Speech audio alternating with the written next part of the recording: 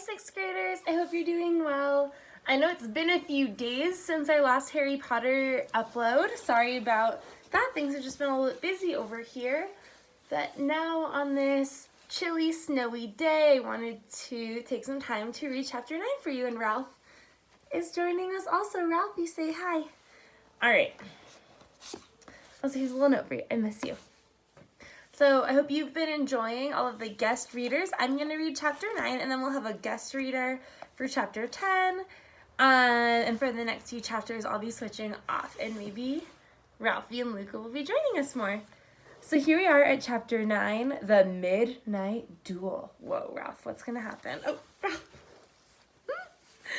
Harry had never believed he would meet a boy he hated more than Dudley, but that was before he met Draco Malfoy. Still, first-year Gryffindors only had potions with the Slytherins, so they didn't have to put up with Malfoy much. Or at least they didn't until they spotted a notice pinned up in the Gryffindor common room that made them all groan. Flying lessons would be starting on Thursday, and Gryffindor and Slytherin would be learning together.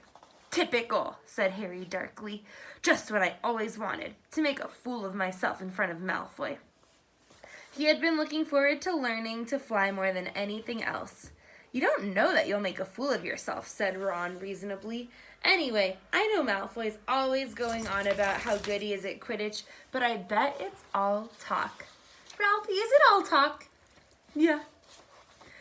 Malfoy certainly did talk about flying a lot. He complained loudly about first years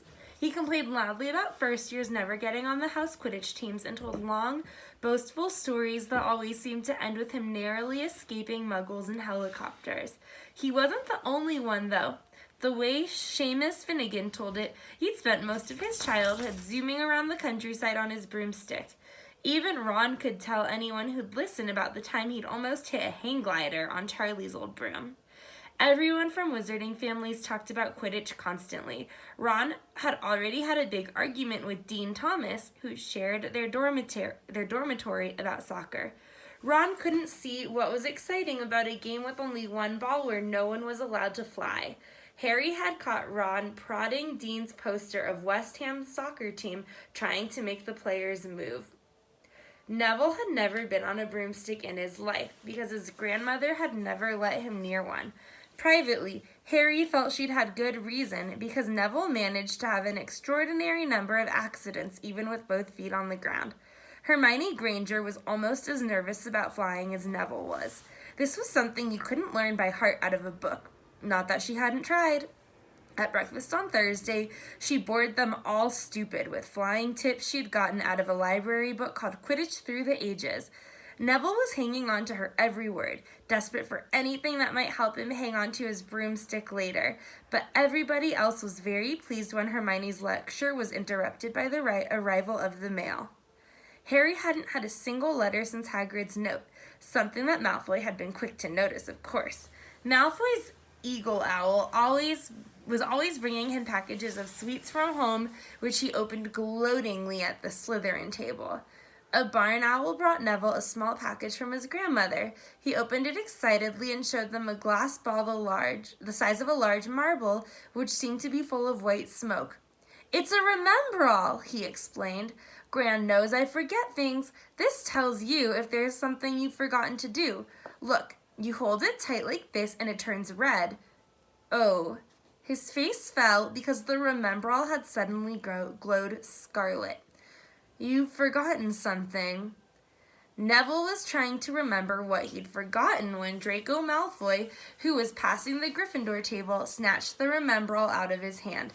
Harry and Ron jumped to their feet. They were half hoping for a reason to fight Malfoy, but Professor McGonagall, who could spot trouble quicker than any teacher in the school, was there in a flash. "What's going on?" "Malfoy's got my Remembrall, Professor." Scowling, Malfoy quickly dropped the Remembrall back on the table. "Just looking," he said, and he sloped away with Crabbe and Goyle behind him. At 3:30 that afternoon, Harry, Ron, and other Gryffindors hurried down the front steps onto the grounds for their first flying lesson. It was a clear, breezy day, and the grass rippled under their feet as they marched down the sloping lawns toward a smooth flat lawn on the opposite side of the grounds to the Forbidden Forest, whose trees were swaying darkly in the distance. The Slytherins were already there, and so were 20 broomsticks lying in neat lines on the ground. Harry had heard Fred and George Weasley complain about the school brooms, saying that some of them started to vibrate if you flew too high, or always flew slightly to the left. Their teacher, Madame Hooch, arrived. She had short gray hair and yellow eyes like a hawk. "Well, what are you all waiting for?" she barked. "Everyone stand by a broomstick. Come on, hurry up." Harry glanced down at his broom. It was old and some of the twigs stuck out at odd angles. Stick out your right hand over your broom," called Madame Hooch at the front, "and say, 'Up, up!'" Everyone shouted.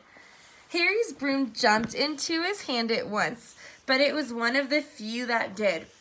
Hermione Granger's had simply rolled over on the ground, and Neville's hadn't moved at all. Perhaps brooms, like horses, could tell when you're afraid, thought Harry.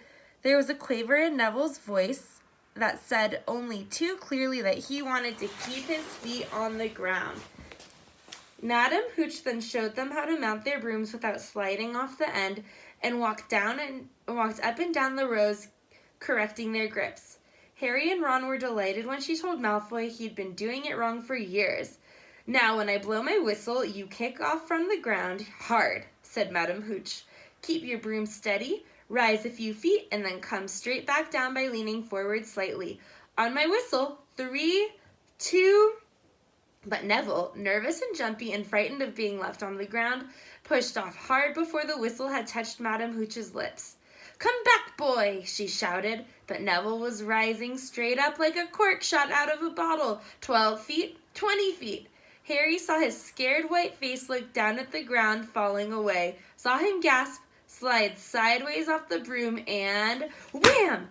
A thud and a nasty crack, and Neville lay face down on the grass in a heap. His broomstick was still rising higher and higher and started to drift lazily toward the Forbidden Forest out of sight. Madame Hooch was bending over Neville, her face as white as his. "Broken wrist," Harry heard her mutter. "Come on, boy, it's all right. Up you get." She turned to the rest of the class. "None of you is to move while I take this boy to the hospital wing. You leave those brooms where they are, or you'll be out of Hogwarts before you can say Quidditch. Come on, dear." Neville, his face tear-streaked, clutching his wrist, hobbled off with Madame Hooch, who had her arm around him. No sooner were they out of earshot than Malfoy burst into laughter. "Did you see his face? The great lump." The other Slytherins joined in. "Shut up, Malfoy," snapped Parvati Patil. "Oh, sticking up for Longbottom," said Pansy Parkinson, a hard-faced Slytherin girl. "Never thought you'd like a fat little crybaby, Parvati." "Look," said Malfoy, darting forward and snatching something off the grass. "It's that stupid thing Longbottom's Gran sent him." The Remembrall glittered in the sun as he held it up.